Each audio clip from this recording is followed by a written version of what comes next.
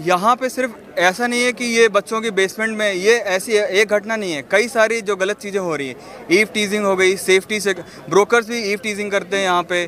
कई तो एक मेरा दोस्त था, उसका ब्रोकरेज लिया उन्होंने और उन्होंने फ़ोन स्विच ऑफ कर लिया। बड़ी मुश्किल से पैसा मिला एक यहाँ पे। और यहाँ पे बड़ा मुश्किल है। ओनर से हम लोग ने बात की कि सर ऐसा ऐसा है, आपको हमने ट्रांसफ़र किया कि या देखिए हम कुछ नहीं कर सकते हैं। ओनर से भी बात नहीं करने देता। तो अब बहुत बहुत बुरा हाल है। सिर्फ यही नहीं, ये टिप ऑफ द आइसबर्ग है कि ये इंसिडेंट हुआ है जिसकी वजह से ये लाइमलाइट में आया। यहाँ बहुत सारी दिक्कतें हैं। एमसीडी की इतनी बड़ी लापरवाही, यहाँ पे इतना पानी भर जाता है तब कोई कुछ नहीं बोलता। और एमसीडी ये जो छोटे लोग जो छोटे ये रेडियां वगैरह लगाते हैं और यहाँ पे खाना वाना सर्व करते हैं बच्चों को, उनके ऊपर आके बंदूक अपनी रखते हैं कि 10,000 रुपये हमें दीजिए तब हम आपको स्टॉल लगाने देंगे। एमसीडी वालों की तब वहाँ पे जब सफाई वफाई करने का टाइम आता है तब वहाँ पे उनका मुंह नहीं खुलता है, तब वहाँ पे उनकी आंखें नहीं खुलती हैं कि यहाँ पे छोटे आदमी को ही दबाना है हर जगह। कहीं ऐसा तो नहीं कि एमसीडी वाले इसलिए भगाते हो ताकि बड़े बड़े रेस्टोरेंट से वो पैसे लेते हो कि बच्चे हमारे पास आएंगे? वो जब छोटों को नहीं छोड़ रहे तो वो बड़ों को क्या छोड़ेंगे? वो जब बड़ों को नहीं छोड़ रहे तो छोटों को भी नहीं छोड़ेंगे, किसी को नहीं छोड़ेंगे। आप कहीं भी चले जाइए, जितने भी फुटपाथ पे लगे हुए हैं गरीब लोग हैं, सबको एमसीडी वाले परेशान करते हैं, हफ्ता वसूली करते हैं। अगर नहीं दी जाती तो उनको धमकी देते हैं कि आप अगर हफ्ता नहीं दोगे तो यहाँ से हटाना बंद कर दो। और जितने भी बड़े रेस्टोरेंट है किसी के पास ये नहीं जाते, कितने भी कैफे हैं किसी के पास ये नहीं जाते हैं कि आप हफ्ता दीजिए। सिर्फ और सिर्फ गरीब तबके के लोगों को एमसीडी के लोग परेशान करते हैं और एमसीडी के लोग दिक्कत करते हैं। सर ये पूरा नेक्सस चल रहा है लैंड लॉर्ड्स और ये ब्रोकर्स के बीच में। सर ब्रोकर्स क्या करते हैं कि लैंड लॉर्ड से इनकी साठगांठ है।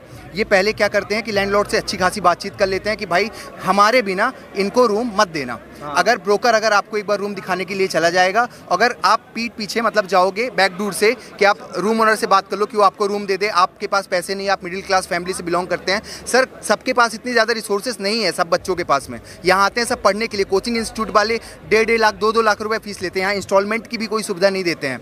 यहाँ पूरे तरीके से इनको एक मुश्त पैसा चाहिए होता है। और जैसे ही हम लोग जाते हैं सर तो ब्रोकर के थ्रू चलो ठीक है रूम रेंट पे हम लोगों ने ले लिया। इसमें क्या करते हैं कि हमको बोलते हैं 11 महीने का एग्रीमेंट बना रहे हैं, लेकिन बनाते हैं 6 महीने का एग्रीमेंट। और 6 महीने बाद रूम के रेंट को इन लोग रूम ओनर से बात करके 10% इंक्रीमेंट की बात करते हैं। और 10% चलो इंक्रीमेंट कर दिया, हमने दे भी दिया, लेकिन उसके बाद ब्रोकर दोबारा आता है कि मेरे को अब दोबारा ब्रोकरशिप भी दो। तो इनका ये इशू रहता है कि हमको हर 6 महीने में एक ही स्टूडेंट को एक्सप्लॉइट करके उनसे ब्रोकरशिप चाहिए है और साथ साथ में हमको रूम ओनर से भी पैसे लेने हैं। रूम ओनर बिल्कुल मिले जुले हुए होते हैं। सर अभी आला कमान आए थे पुलिस ऑफिसर, ये अंदर आए हुए थे। इन्होंने बोला कि हम एक कमेटी फॉर्म करा रहे हैं मिनिस्ट्री ऑफ होम अफेयर्स की तरफ से जो कि रूम रेंट रेगुलेशन के लिए। तो सर इसमें कुछ लिखित दिया नहीं गया हम लोग को कि राइट अप में दे दें हमको कि चलो ठीक है इतने दिन में कमेटी फॉर्म हो जाएगी। चलो ठीक है कमेटी फॉर्म हो जाएगी, कमेटी में स्टूडेंट रिप्रेजेंटेशन कौन करेगा?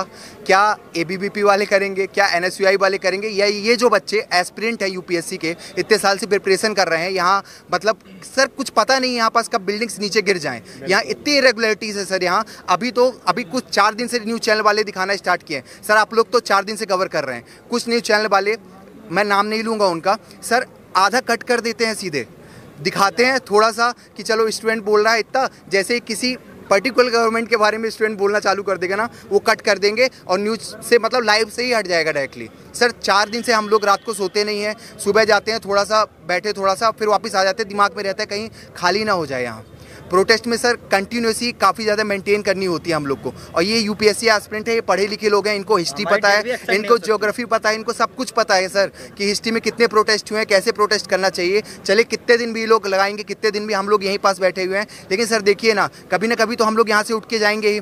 ठीक है आज बेसमेंट की लाइब्रेरीज बंद हो जाएंगी। ठीक है बेसमेंट में यहाँ ओल्ड राजेंद्र नगर में आप विजिट करिएगा दिन के टाइम पे, अभी तो लाइब्रेरी दिखाएंगे नहीं ये लोग, दिन में विजिट करिएगा तो ये बेसमेंट की लाइब्रेरी तो अभी कुछ दिन के लिए बंद कर दिए हैं। अभी हम लोग जाएंगे रूम में पढ़ेंगे तो रूम में क्या होने वाला है कि उनको पता है रूम ओनर को कि अब लाइब्रेरीज तो बंद हो गई हैं, मैक्सिमम लाइब्रेरीज जो हैं कि बेसमेंट्स में थी, तो ये लोग कहेंगे एक्सप्लॉइट करना स्टार्ट कर देंगे कि रूम का रेंट बढ़ाओ, ये करो, नहीं तो खाली कर दो। ये काम इनका स्टार्ट हो जाए क्योंकि इनको पता है कि they don't have any option, they have only one option that they will come again for us.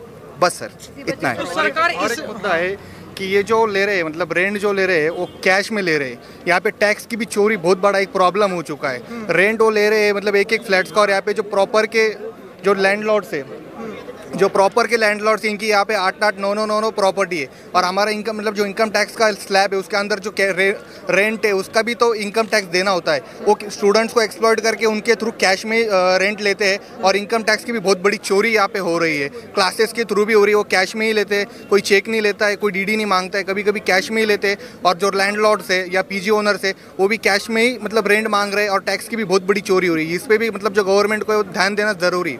और मैं मेरा अनुभव बता रहा हूँ, मुझे दिल्ली में आके सिर्फ 1.5 से 2 महीना हुआ है, मैंने मेरे स्टेट में कभी देखा नहीं ऐसा। और जो यहाँ पे हुआ है, मैं मतलब एक क्लास में उसके सामने इतना पानी लॉग हो रहा था कि मुझे क्लासेस को आने में तकलीफ हो रही थी, कमर इतना पानी में मैं क्लास को आ रहा था। तो ये एमसीडी का ध्यान देने का काम था कि इन्होंने आना यहाँ पे बहुत ज़रूरी था, इन्होंने देखना ज़रूरी था कि 5 बार यहाँ पे इतना बार पानी लॉग हो चुका है, तो इनका काम था देखना। और जब हादसा हो रहा है तो तब आके देख रहे हैं कि बच्चे ठीक है या नहीं। ये तो फेलियर ऑफ स्टेट है, फेलियर ऑफ गवर्नमेंट है। मैं मेरी तरफ से मतलब खुद की राय रखना चाहता हूँ कि मतलब माननीय प्रेसिडेंट ने इसमें माफ़ी मांगनी चाहिए, हेड ऑफ स्टेट ने मांगनी चाहिए, उनकी जिम्मेदारी है। प्राइम मिनिस्टर जी ने भी माफ़ी मांगनी चाहिए कि ये गवर्नमेंट का फेलियर है, ये कोई आम आदमी पार्टी का फेलियर नहीं, बीजेपी का फेलियर नहीं, या फिर एमसीडी या फिर पुलिस डिपार्टमेंट का फेलियर नहीं है, ये हेड ऑफ स्टेट का फेलियर है। और जो बार बार हाथ में हर एक कोई नेता जो कॉन्स्टिट्यूशन लेके घूम रहा है ना, तो उनका फेलियर है। कॉन्स्टिट्यूशन मत दिखाओ, कॉन्स्टिट्यूशन पढ़ो भी, बेर एक्ट जो उसको पढ़ो, उसके अंदर पन्ने कितने वो देखो, जो सिटीजन्स के लिए राइट्स लाए गए।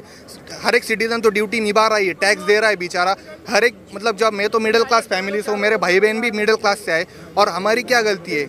आमिर तो सोच नहीं रहा है उसके पास पैसे की कमी नहीं है।